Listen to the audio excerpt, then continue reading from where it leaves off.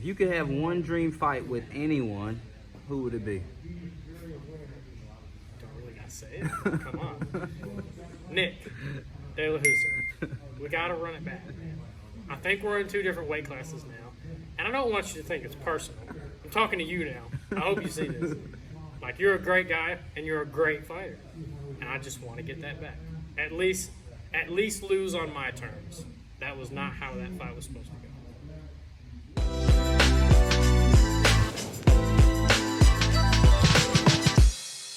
I got into the sport because I quit the football team. I just wasn't getting any work done, and I was spending a lot of time doing it.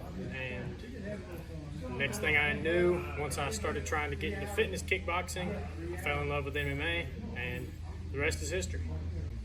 So I train out of Hub City MMA, powered by Aero Athletics, and we need to be watched.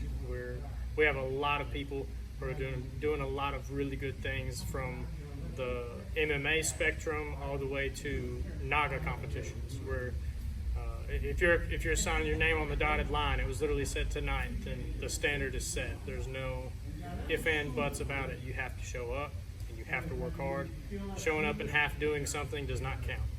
We will tell you 2 days before you thought you were going to compete, you're not competing. So expect high-level athletes coming out of our gym.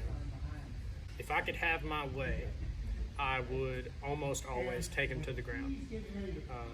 I have yet to master the flow between, so I would really like to have a lot of fights, especially in the amateur level, where I see not really one specific spot, whether we're standing and banging or if it was mostly a wrestling match. I want to see that flow to prove to myself that I can, just as well as everybody thinks I can, add that flow into my game.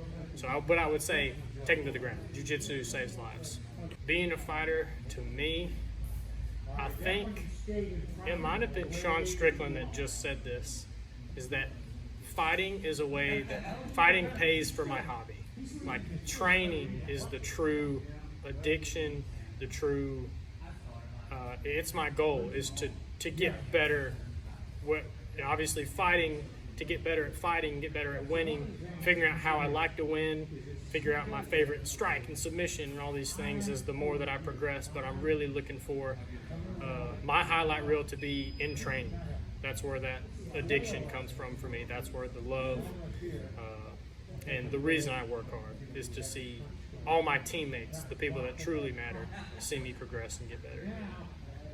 I mean, I know he's I just know he's a good fighter. I know it's going to be a good fight. I haven't done too much in-depth research of the guy. I just know that he's training out of a good gym. He's training out of a jiu-jitsu gym. Although most of the film I've seen, he's not predominantly a wrestling type of guy. He doesn't really like that. So I'll wrestle him, I'll fight standing up, whatever we need to do. So anything that's going to make it a good fight. I would say the main thing that separates me is mainly my work ethic. It doesn't matter how many times I've come into the gym that week, I will not earn a day off. I will not earn a day off. You can have 20 people come up to me and say, Lane, you need to take a break. It's not going to happen. It's going to have to come from, my body is going to have to tell me to shut down, or if I finally have a come to Jesus meeting with a coach or somebody whose opinion really, really matters, and they're like, hey, you're draining yourself, you need to take a break. I would say my work ethic separates me, and honestly, the training partners that I'm around. From having a lot of people from other gyms come and visit, the cardio is nowhere near the same, the intensity is nowhere near the same. Their expectations, I don't know if it's because they expect our gym themselves to be low, but for me, they're setting the standard for their gyms to be a little bit lower than ours. And little's being generous, I'm gonna be honest. Like, we can walk some people off the mat, and if you don't believe me, come and see. Like, we are different. I believe that's what sets us apart, is our training partners. I would say I've really started to figure myself out.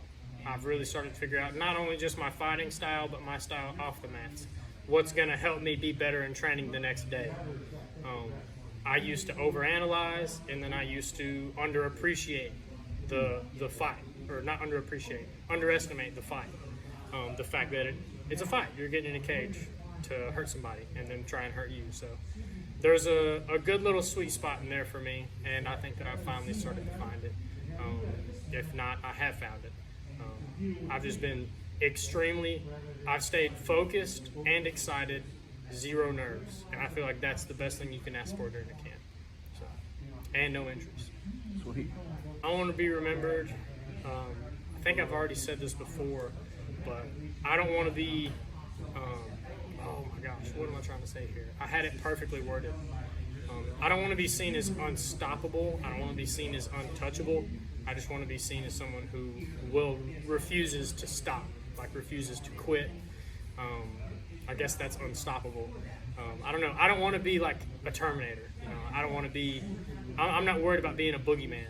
I just want to be proven. I want to prove to everybody what everybody's telling me and what I'm finally starting to know for myself. I would say years down the road, UFC, Bellator, wherever we're at, as far as being remembered, it's for my mindset and work ethic. Work ethic is huge. Perfect.